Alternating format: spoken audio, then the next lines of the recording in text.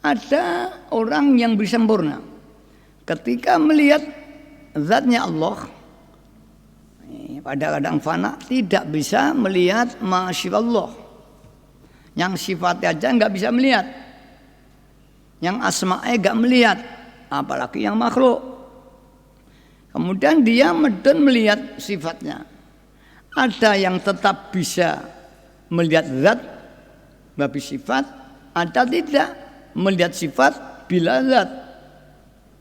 Semoga terus melihat asma bila sifat, bila zat, atau bila asma ya lelok zat dan sifat. Begitu ketika pada tingkat asar melihat makhluk. Ini sama dibangkit belajar riyadhah latihan. Aku yang mana? Ini kalau kayak ancer-ancer ilmu, ancer-ancer informasi. Nanti digulai dewe. Suatu saat aku neng di, satu saat aku neng di. Ada yang melihat makhluk, tapi asma, sifat, zat hilang. Namanya mahjub orang ini bisa. Putus. Nah itu. Ada yang tidak, tetap bisa melihat semuanya. Inilah al-kamil. Tulis yang bayamai, ini kamil, orang yang tingkat kamil. Makhluk kita, Allah kita. Kalau kita ya makhluk toh mahjub. Kita makhluk ya kita Allah ini masih ahad wahidiyah. Kalau yang kita Allah toh itu ahadiyah. Fa'alu ma dhara lahum. Sekarang gambarannya wong sing jadzab, karena banyak jadzab. Karena jadzab ini tadi dia sempurna. Melihat Allah kita Allah, melihat asma ya kita Allah, melihat af'al ya kita Allah ini. Kalau salikin tidak, melihat makhluk hilang Allah. Awwalu ma dhahara lahum haqiqatul dzati al-muqaddasati. Pala mazrubin yang kamil. Ketika dia jazabnya pada tinggal kamil, maka dia awaluma dhara haqqul zati, hanya tadi haqqul zat, langsung hadapan dengan Jokowi. Bahkan hilang, dirinya hilang. Kita sedang jagongan Jokowi tidak ada. Namun melolong roh. Tsumma raddu inha ila musyahadati sifati.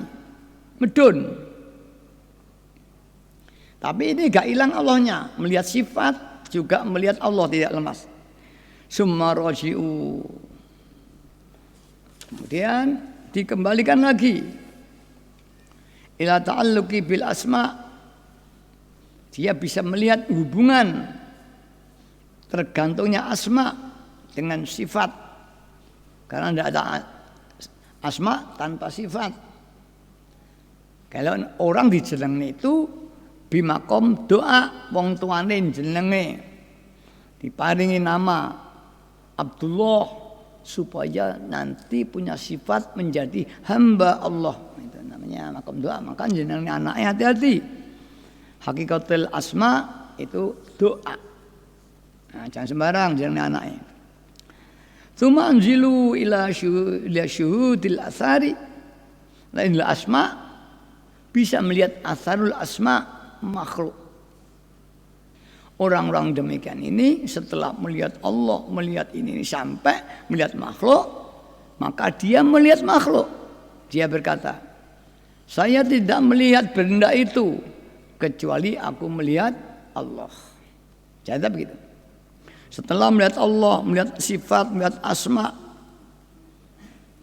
kemudian makhluk, maka dia aku tidak melihat sesuatu, hanya melihat Allah. Orang yang proses ini namanya ra'allaha kulli syai'in, tapi qablahu. Qablahu. Mengapa qablahu? Dia bisa melihat Tuhan dulu sebelum melihat makhluk. Maka dia bisa melihat Allah sebelum melihat makhluk. Qablahu. Nanti ada ba'dahu. Ada ma'ahu. Dan ada fihi. Insyaallah nanti pada bahasan yang selanjutnya mungkin saya lupa semua. Itu ini qablahu, ini disebut musyadah qablahu. Melihat Allah sebelum melihat makhluk. Kelihat Allah dulu baru kelihat makhluk. Ada nanti melihat makhluk ketok dulu baru dia menaik melihat Allah. Ada lagi melihat ma'ahu Allah bersama makhluk. Ada lagi Allah fihi Allah dalam makhluk. Makanya ra'ain Allah alam oke kan.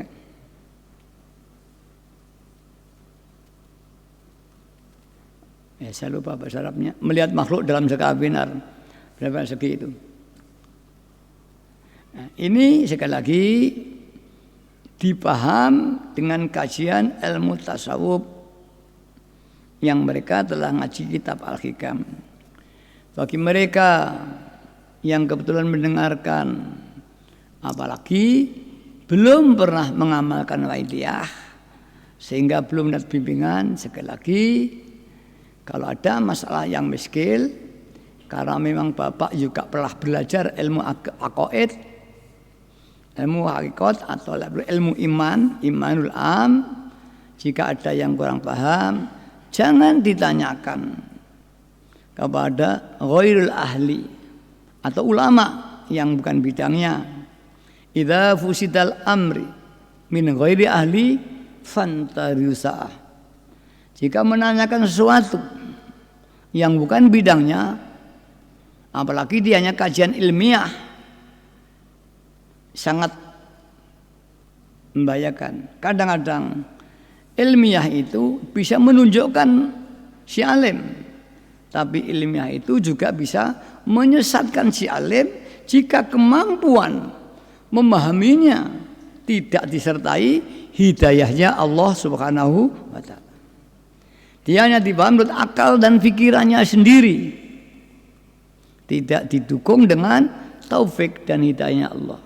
Karena itulah kalau belajar tentang ya hakikatnya Allah atau agama umum, mohonlah pada Allah diberi taufik dan hidayah sehingga yang Anda terima bukan informasi yang menyesatkan, yang dipengaruhi oleh nafsu yang ada di diri kita, tapi mudah-mudahan kefahaman itu minallah SWT binuril fahmi dan wa akhidnil fahmi, serta diberi rizki fahman nabina wa khifdzal mursalina wa ilhamal malaikatil muqrabin.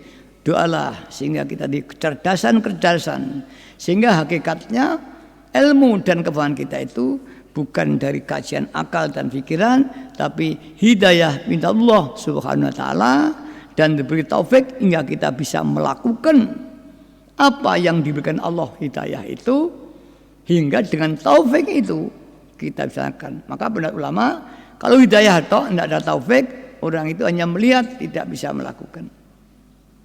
Ya mudah-mudahan kita diberi taufik hidayah hingga kita bisa nerembayai suan fi hadratillahi di hadapan Allah dan di hadapan Rasulullah sallallahu alaihi wasallam. Al-Fatihah.